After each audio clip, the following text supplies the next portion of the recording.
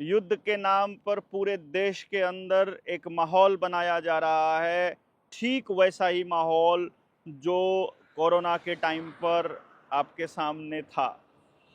उसी तरह से आपके जिला अधिकारी, आपका एसडीएम, आपके अफसर, जिनको आप अफसर कहते हो, वो अधिकारी आज आपके सामने आकर के कह रहे हैं कि गांव में कोई संदिग्ध व्यक्ति ना हो, गांव में घरों के अंदर बंद रहो, घर से बाहर कम से कम निकलो, या इसी तरह की तमाम बातें हम कर रहे हैं जो उस वक्त कर रहे थे।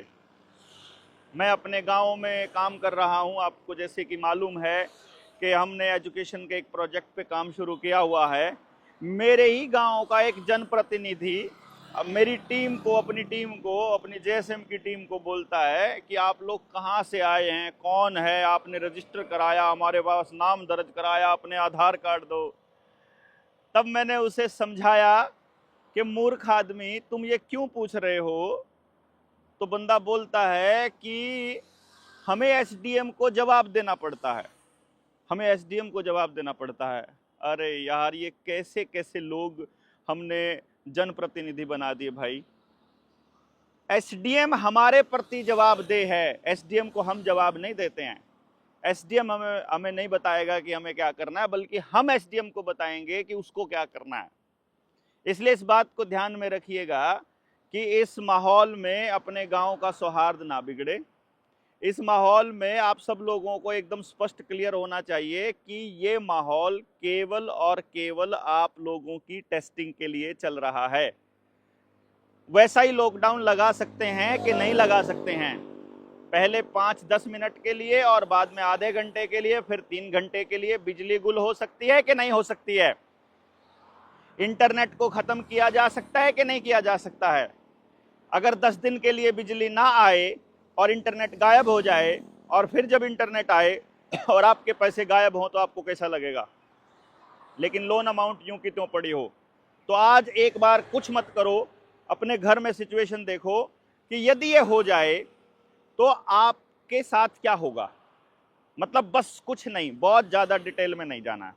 आप कमेंट बॉक्स में इतना लिखिए कि यदि आज इस वक्त आपके घर की बिजली गुल हो जाती है और आप कुछ भी एक्सेस नहीं कर पाते हो जो बिजली से चलता है, तो अपने जीवन के लिए आप किस पर निर्भर रहोगे?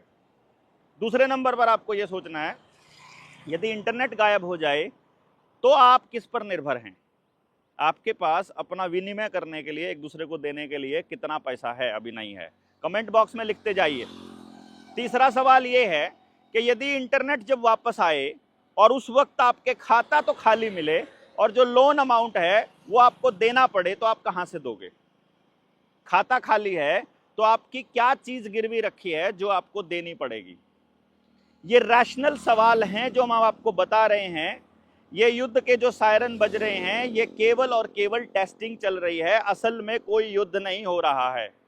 जैसे अफवाहें फैलती हैं कि इस गांव में टाइगर आ गया, उस गांव वालों ने देखा है, देखा ना उन्होंने होता ना उन्होंने होता, उस गांव में चर्चा चल रही होती है, उन्होंने देखा, उस गांव पे चर्चा चल रही होती है, उन्होंने देखा।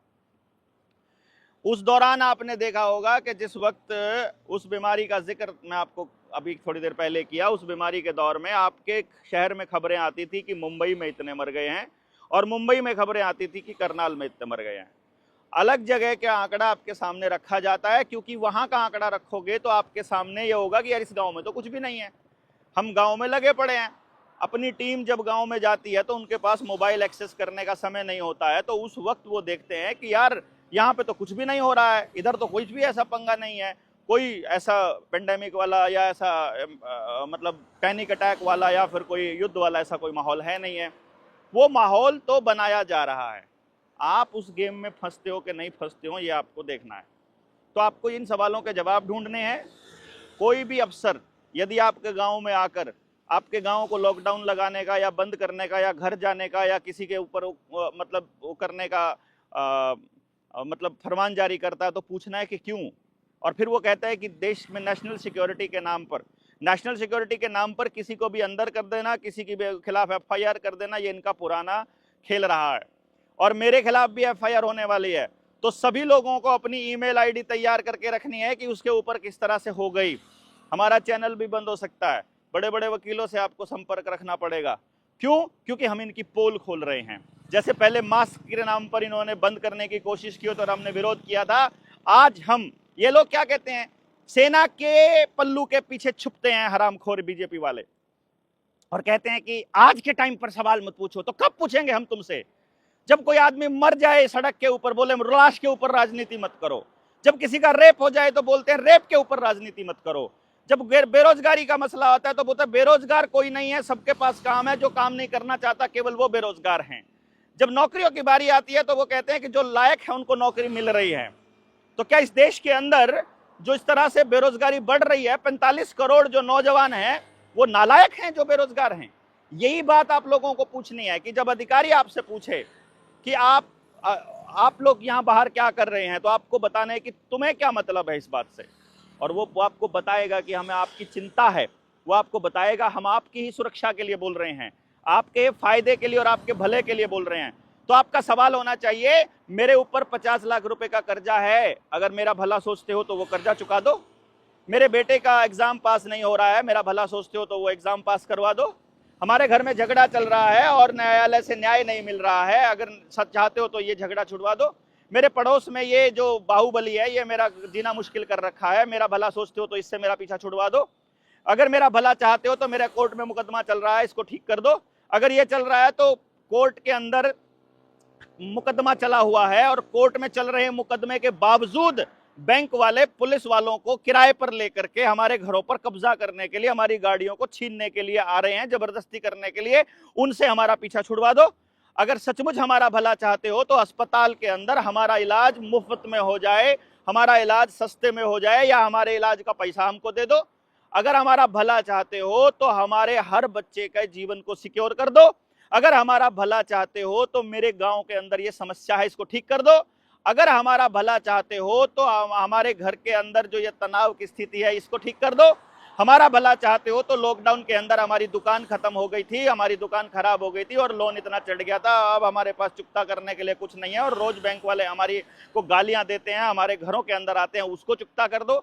हमारा भला चाहते हो तो हमारे घर में 10 किलो अनाज जो है, 20 किलो अनाज, 20 क्विंटल अनाज डाली आओ। हमारा भला चाहते हो तो हमारे खाते में 10 लाख रुपया खाते में ट्रांसफर कर दो। हमारा भला चाहते हो तो जो हमारे प्राकृतिक संसाधनों पर कब्जा कर रहे हैं ये लोग, इनसे पीछा छुड़वा दो। हमारा भला चाहते हो तो हमारा टोल टैक्स फ्री करवा दो। हमारा भला चाहते हो तो किसान को एमएसपी की गारंटी का कानून दे दो। हमारा भला चाहते हो तो जितनी संस्थाओं को ये प्राइवेट कर रहे हैं इस लॉकडाउन की आड़ में, युद्ध की आड़ में, ये हमारा वापस छुड़वा के इसको सार्वजनिक कर दो। हमारा रोडवेज बचा दो, हमारी रेलवे बचा दो, हमारा डाकखाना बचा दो, हमारा रेल बचा दो, हेल बचा दो, भेल बचा दो। ये जो एयरपोर्ट के जो जमीनें हैं इनको एक्वायर करके प्राइवेट कंपनियों को सौंपा जा रहा है, प्रकृति की जमीन बचा दो। हमारा भला चाहते हो तो गांव की जिन जमीनों पर सरकार कब्जा कर रही है और आकर के वन विभाग वाले पेड़ पौधे लगा देते हैं, वहां पर हमारे पीछे हमारा भला करना चाहते हो तो हमारी वो जमीन गांव के नाम वापस कर दो। हमारा भला चाहते हो तो हमारे गांव के स्कूल में पूरी भर्तियां कर दो। हमारा भला चाहते हो तो हमारे यहाँ हमारे बच्चों को अश्लील वीडियोस पॉर्न की तरफ ले जाना बंद कर दो। हमारा भला चाहते हो तो भैया हमारे पानी में फ्लोराइड मिलाना बंद कर दो, हमारे आसमान से ये केमिकल छिड़कना बंद कर दो। हमारा भला चाहते हो तो हम लोगों को जीने दो, हमको हमारी मर्जी से जीने दो। अगर हमारा भला चाहते हो तो हमारा भला नहीं चाहते ये लोग हमारे को कंट्रोल करना चाहते हैं, और इसके लिए युद्ध से ज्यादा, महामारी से ज्यादा, इमरजेंसी से ज्यादा उपयुक्त हालात नहीं हैं।